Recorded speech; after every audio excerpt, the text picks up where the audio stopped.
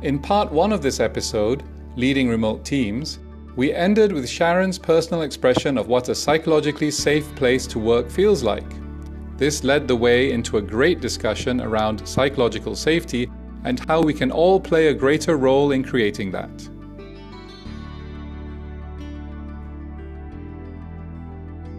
So I'm putting myself in the shoes of an employee or a staff, and a psychological safe place to work, to me, is a place where I'm trusted, that I am respected of the choices I have made. There is an assumption that everything that's done was done with positive intent.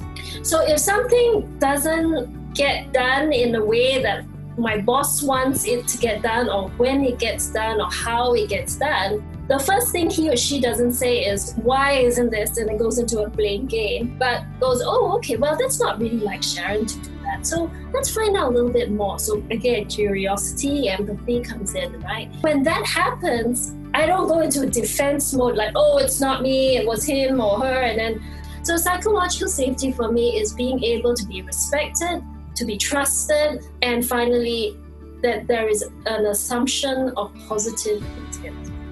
I think it's, in terms of psychological safety, it's for people to be able to think and express their thoughts freely without judgment. Sometimes things don't go to plan. Like Sharon said, it's not about finger pointing. It's, how do you learn from those experiences? I don't know, we keep on talking about this curiosity, but I think that also comes back because if you have a curious mindset, you're open to learning. Yeah. Whereas, if you're not so much, then you have maybe you have a very finite way of thinking. So it's about maybe not doing things right, but then not doing things wrong. Creating that psychological safety, it allows people to express their thoughts freely, work as a team towards that collective purpose. I also want to acknowledge that it's not easy. It sounds easy, but it's not. Because we are all different. Someone who likes that sense of control, not in a bad way, just wants to know what's happening. Are we on top of things? And it's not because they are not curious or that they don't have empathy, but just their personality, their value system has brought them up to be that way. And they've been using that strength for their benefit, and it has been showing success. As you all know, that, strengths used over the top could also be a weakness. The key here is being aware of ourselves and being able to adapt and moderate. Yeah. So it's being able to catch yourself in that cusp of losing it and then coming back. And that is tricky.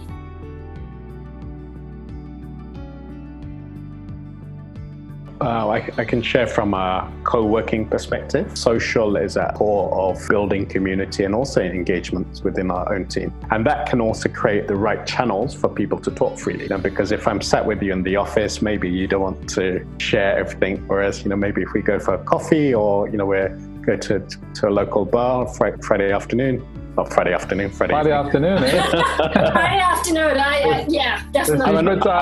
I'm a nice boss. I think I think that can also help because, it's not going to be solved in one conversation. So relationships take time to nurture. People may not express their emotions, freely. It becomes a regular occurrence, then people can, open up in a freely way. Yeah.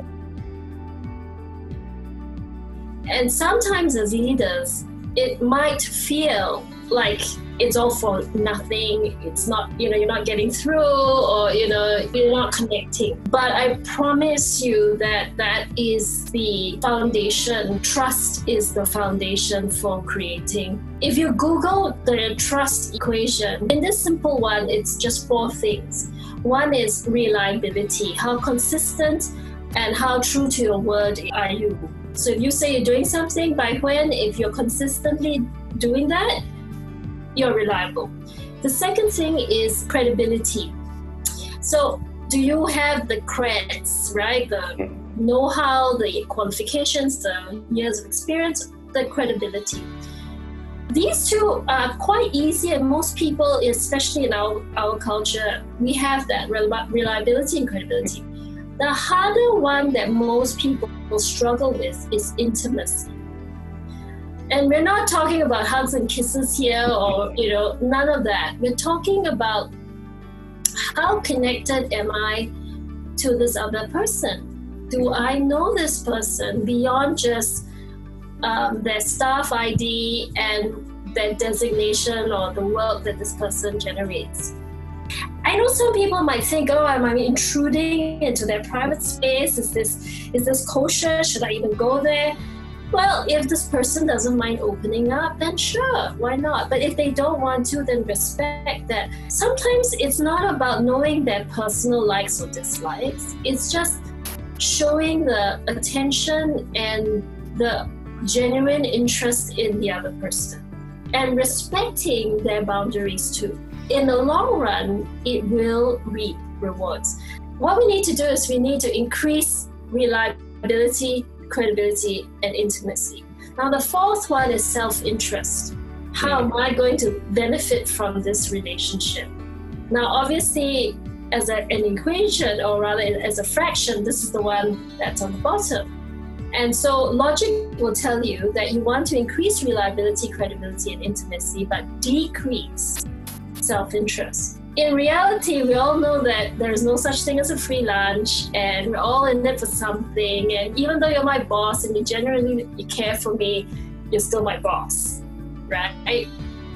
But as long as your reliability, credibility, and intimacy is still higher than your self-interest, that's still acceptable, and there is greater trust. It's something to think about, and I like this equation simply because it's just 4 components. And if you think of a person right now who you really find challenging, a coworker or a colleague or even a client, and if you think about these four sections or the 4 components of trust, you can more or less guess or sense which is it that you need to up the ante for. Is it that you're coming too strong with the me? Or it might be perceived so, even though you might not, you're not actually thinking it. I think also with empathy is a good door opener. Absolutely. And then obviously the credibility will maintain that trust.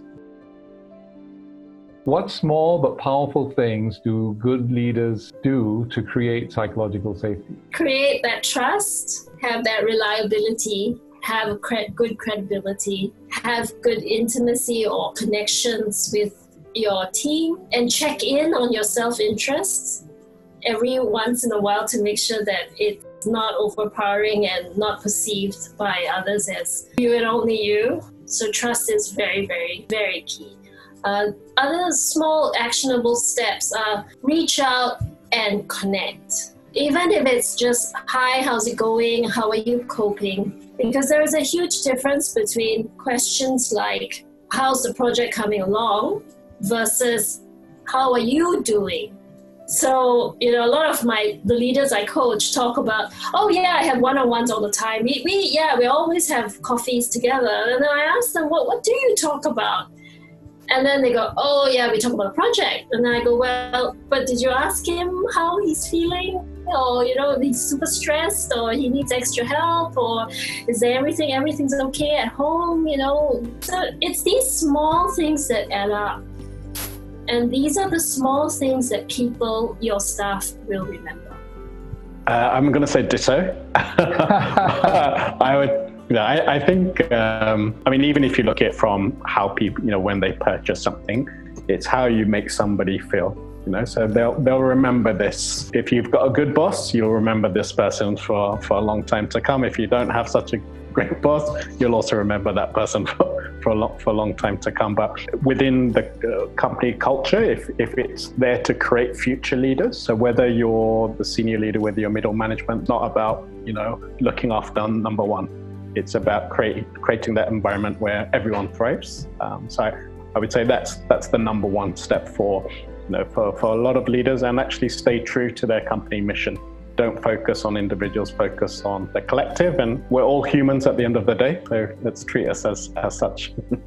Well, that's a wonderful way to end our conversation today, Nim. Thank you for sharing, and I'd like to thank Sharon and yourself for sharing those insights, for giving some great advice and tips to everyone who's watching. So I really appreciate it. Thanks for sparing the time, and I hope to talk to both of you again soon. Looking forward. Looking forward to it. Thanks for inviting us.